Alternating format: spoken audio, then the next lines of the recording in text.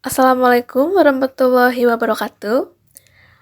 Kami dari kelompok 7 di sini akan menjelaskan terkait dengan senam ketangkasan. Sebelumnya, perkenalkan, saya Nimra Rintan Prambeswari Santiyuda selaku moderator dan juga rekan saya di kelompok 7 yaitu ada Anissa Nur Arifah dan juga Nadia Salsabila yang akan menjelaskan terkait senam ketangkasan.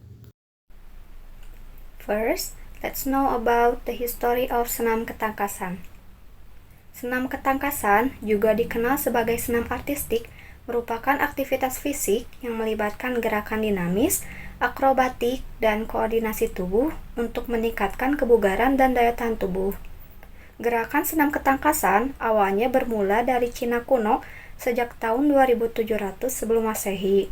Pada waktu itu, gerakan senam sederhana hanya digunakan sebagai bentuk pengobatan dan perlindungan diri, mirip dengan bela diri.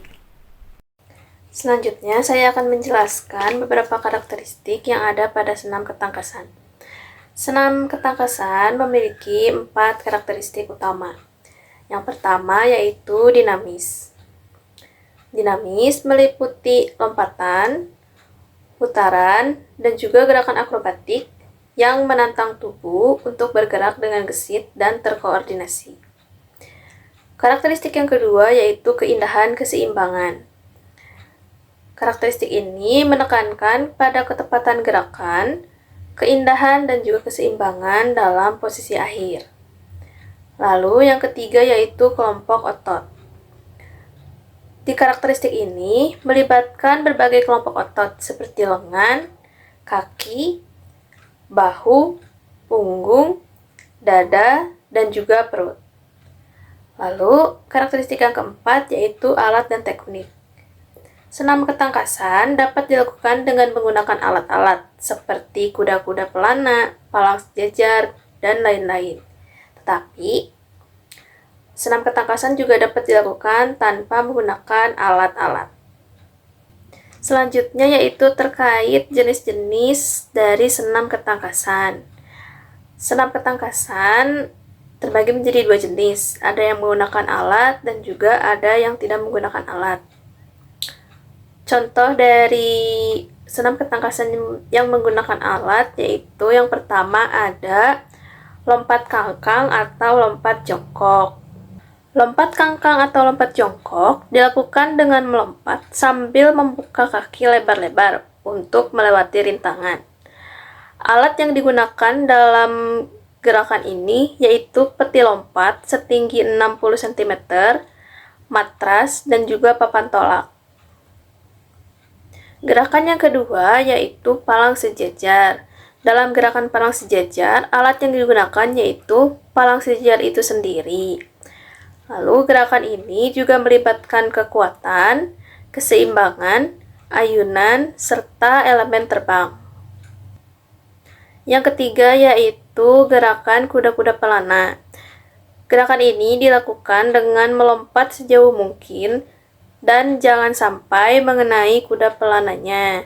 Alat yang digunakan dalam gerakan ini yaitu kuda pelana yang bentuknya mirip dengan dudukan di punggung kuda. Selanjutnya yaitu ada beberapa contoh gerakan dari senam ketangkasan yang tidak menggunakan alat. Yang pertama yaitu guling depan dan guling belakang. Guling depan sendiri yaitu gerakan menggelinding ke depan sambil membulatkan tubuh. Sedangkan guling belakang yaitu gerakan menggulingkan badan ke belakang sambil membulatkan tubuh. Lalu gerakan yang kedua yaitu handstand. Handstand dilakukan dengan posisi terbalik, kepala di bagian bawah dan kaki di atas dengan tumpuan pada kedua tangan. Lalu gerakan yang ketiga yaitu ada kayang, yaitu melentingkan tubuh ke atas sehingga membentuk busur atau jembatan dengan tumpuan pada kedua tangan dan juga kaki. Saya di sini akan menjelaskan mengenai manfaat senam ketangkasan. Manfaat senam ketangkasan diantaranya ada meningkatkan kebugaran fisik, membantu meningkatkan daya tahan kekuatan dan juga kelenturan tubuh, meningkatkan koordinasi dan keseimbangan, yakni melatih kemampuan tubuh untuk bergerak secara harmonis, membakar kalori. Gerakan dinamis dalam senam ketangkasan dapat membantu membakar kalori secara efektif. Selanjutnya, saya akan menjelaskan mengenai peraturan-peraturan yang ada dalam senam ketangkasan. Yang pertama adalah peraturan untuk kejuaraan beregu, di mana setiap regu terdiri dari 6 pesenam putra dan putri. Setiap regu memilih rangkaian wajib dan rangkaian pilihan dengan rincian pesenam putra mempunyai 6 alat dan pesenam putri mempunyai 4 alat. Juara yang diperoleh untuk kategori beregu adalah regu yang memiliki jumlah nilai terbanyak dari 5 pesenam terbaik dan masing-masing alat untuk rangkaian wajib dan pilihan. Peraturan yang kedua, untuk kejuaraan perorangan serba bisa, di mana pesenam terbaik diambil dari 36 peserta dari kompetensi pertama atau sepertiga dari jumlah peserta yang mengikuti senam ketangkasan. Juara diambil dari jumlah nilai paling banyak pada kompetisi 1 ditambah dengan nilai pada kompetisi 2 untuk seluruh alat yang digunakan. Peraturan yang terakhir yaitu untuk kejuaraan perorangan per alat terdiri dari 8 pesenam terbaik. Dari hasil kompetisi 1 dibatasi hanya 2 pesenam setiap negara dan hanya 3 alat yang boleh diikuti. Selanjutnya, olahraga senam ketangkasan juga dapat dilakukan oleh siapa saja, baik amatir maupun profesional. Senam ketangkasan ini merupakan bagian dari latihan fisik yang bertujuan untuk meningkatkan kecepatan, kelincahan, koordinasi, dan keseimbangan tubuh, serta melatih respon tubuh terhadap perubahan gerakan. Salah satu juara atlet senam artistik Indonesia yang pernah berlaga di Olimpiade Paris 2024 yaitu bernama Rifda. Lalu selanjutnya bisa dilihat, yakni adalah video praktik senam ketangkasan.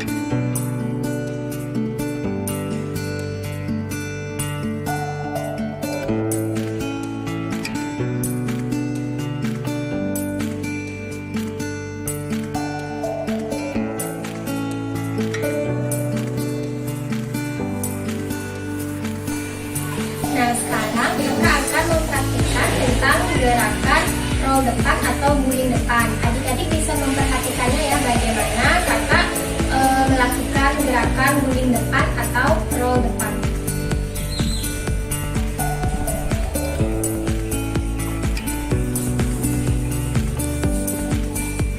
Nah, adik-adik bisa mengulangi gerakan roll depan sebanyak 4 kali.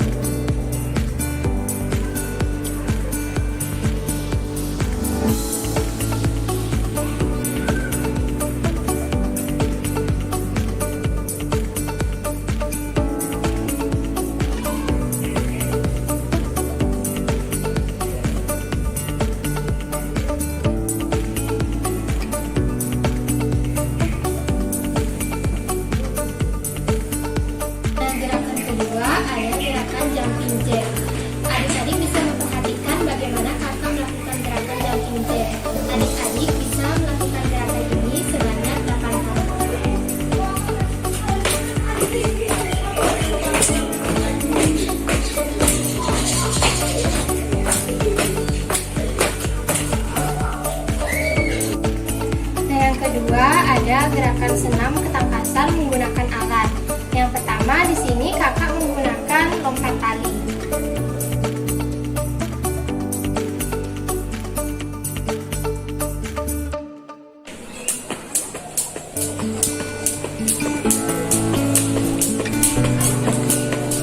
Gerakan kedua ada meloncat. Di sini kakak meloncat dengan menggunakan alat berupa ember. Dan di sini kakak akan mempraktikkan tentang gerakan meloncat dengan menggunakan alat ember. Adik-adik bisa memperhatikan bagaimana kakak melakukan gerakan ini.